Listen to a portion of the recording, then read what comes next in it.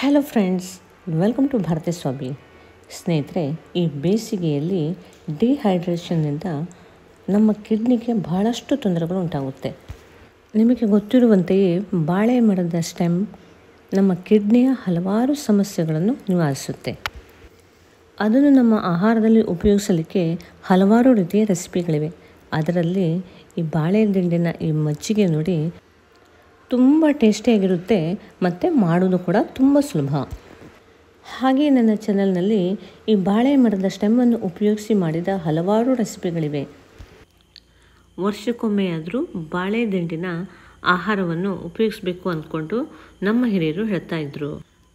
ಆದ್ದರಿಂದ ನಿಮಗೆ ಇಷ್ಟವಾದ ರೆಸಿಪಿಯನ್ನು ನೀವು ಆಯ್ದುಕೊಂಡು ನಿಮ್ಮ ಆಹಾರದಲ್ಲಿ ಬಾಳೆ ದಿಂಡನ್ನು ಬಳಸಿ. ಈಗ ಮೊಸರಿನಿಂದ ಮಜ್ಜಿಗೆಯನ್ನು ಮಾಡಿಕೊಂಡಾಯಿತು. ಅನಂತರ ಬನಾನಾ ಸ್ಟೆಮ್ಮನ್ನು ಕಟ್ ಮಾಡ್ತಾ ಇದ್ದೇನೆ. ಬನಾನಾ ಸ್ಟೆಮ್ ಸ್ವಲ್ಪ ಗಟ್ಟಿಯಾಗಿರೋದ್ರಿಂದ ಮಿಕ್ಸಿಗೆ ಹಾಕಬೇಕಾದ ಅವಶ್ಯಕತೆ ಇರೋದ್ರಿಂದ ತೆಳ್ಳಗಿನ ಚಿಕ್ಕ ಚಿಕ್ಕ ಪೀಸ್ಗಳನ್ನಾಗಿ ಮಾಡಿಕೊಳ್ಳಿ.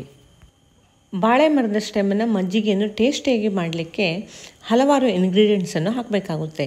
ಅದನ್ನೆಲ್ಲ ನಾನೀಗ ಬರೆದಿದ್ದೇನೆ. ಆದ್ದರಿಂದ ಈ ವಿಡಿಯೋವನ್ನು ಪೂರ್ತಿಯಾಗಿ ನೋಡಿ.